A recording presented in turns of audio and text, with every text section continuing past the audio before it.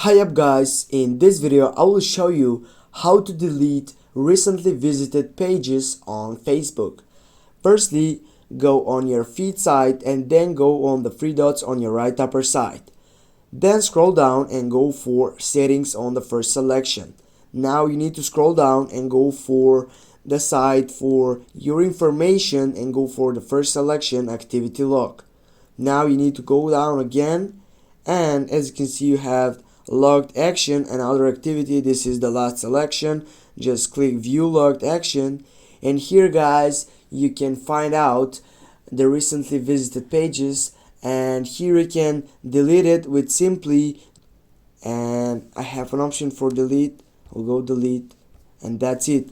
Also I can go back to the recycle bin, and here I can find out everything that I have deleted, because they will be available just 30 days to get up through this process. And if I want to get it off all of these, just go all and go for the trash, or if you want to restore them, go restore.